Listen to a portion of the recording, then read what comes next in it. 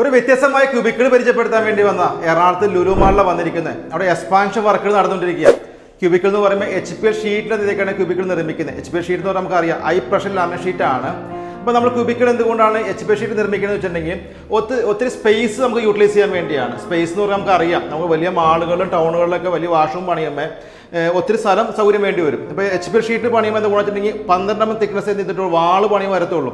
അപ്പോൾ അത്രയും സ്ഥലം നമുക്ക് എന്ത് ചെയ്യാൻ പറ്റും, സേവ് ചെയ്യാൻ പറ്റും. നേരെ മറിച്ച് ബ്രിക്കുകളോ ഓളോപ്പിസ് വെച്ച് പണിത് കഴിഞ്ഞാൽ 8 ഇഞ്ച് 6 ഇഞ്ചിൻ്റെ കട്ട വെച്ച് പണിയുമ്പോൾ ഒത്തിരി സ്ഥലം എന്ത് ചെയ്യാൻ പറ്റും, വേസ്റ്റ് ആയി പോകും. അപ്പോൾ 12 mm അതായത് 12 ഷീറ്റ് വെച്ച് പണിയാണെങ്കിൽ നമുക്ക് എന്ത് ചെയ്യാൻ പറ്റും, ഒത്തിരി സ്ഥലം സേവ് ചെയ്യാൻ പറ്റും. അതാണ് HPL ഷീറ്റ് കൊണ്ട് ഇതേക്കണ ആളുകൾ ക്യൂബിക്കിൾ പണിയുന്നത്.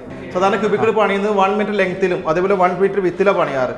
ഹൈറ്റ് വരുമ്പോൾ 2 മീറ്റർ 2 മീറ്ററേ വരാറുള്ളൂ. അപ്പോൾ അങ്ങനെ അത് പണിത് പോകുമ്പോൾ എന്ത് ചെയ്യാൻ പറ്റും, ഒത്തിരി എന്ത് ചെയ്യാൻ പറ്റും, വാഷ്റൂമുകൾ നമുക്ക് എന്ത് ചെയ്യാൻ സെറ്റ് ചെയ്യാൻ സാധിക്കുന്നുള്ളതാണ്. ആളുകൾ അകത്തുണ്ടെങ്കിൽ ഇന്നും ഔട്ട് അറിയാൻ പാകത്തിൽ ലോക്ക ഫിറ്റ് ചെയ്തിരിക്കുന്നത്. അത് മാത്രമല്ല അതിൻ്റെ താഴെയുള്ള പാച്ചയ്ക്ക് പറഞ്ഞാൽ സ്റ്റീലിൻ്റെ പാച്ച ഫിറ്റ് ചെയ്തിരിക്കുന്നത്. സ്റ്റീലിൻ്റെ പാച്ചിൻ്റെ പ്രത്യേകത 304 ഫിറ്റ് ചെയ്തിരിക്കുന്നത്. ടോപ്പിൽ വന്നപ്പോൾ സ്റ്റീലിൻ്റെ ഇതിലേക്ക് റാഡ് കണക്ട് ചെയ്തിട്ടുണ്ട്. ഇത് HPL ഷീറ്റിനെ കണക്ട് ചെയ്യാൻ വേണ്ടി ലോഡ് ചെയ്യാൻ വേണ്ടിയാണ്. അപ്പോൾ അതിൻ്റെ പേരിൽ ഈ HPL ഷീറ്റിനെ നന്നായി കണക്ട് ചെയ്യാൻ സാധിക്കുന്നുണ്ട്. തികച്ചും വിഭിന്നമായിട്ടുള്ള വ്യത്യസ്തമായിട്ടുള്ള ഒരു ക്യൂബിക്കാണ്. ഇത്തരം ക്യൂബിക്കുകളെ പറ്റി കൂടുതൽ അറിയാൻ ആഗ്രഹിക്കുന്ന ആളുകൾ, ക്യൂബിക്കൽ നിർമ്മിക്കാൻ ആഗ്രഹിക്കുന്ന ആളുകൾ താഴെയുള്ള വാട്സ്ആപ്പ് നമ്പർ നിങ്ങൾ കണക്ട് ചെയ്ത് കഴിഞ്ഞാൽ കൂടുതൽ അറിവുകൾ നമ്മൾ ഷെയർ ചെയ്തതാണ്. നമുക്ക് എന്ത് ചെയ്യാം, വ്യത്യസ്ത വീഡിയോ ആയിട്ട് എന്ത് ചെയ്യാം വീണ്ടും കണ്ടുമുട്ടാം. Okay, thank you.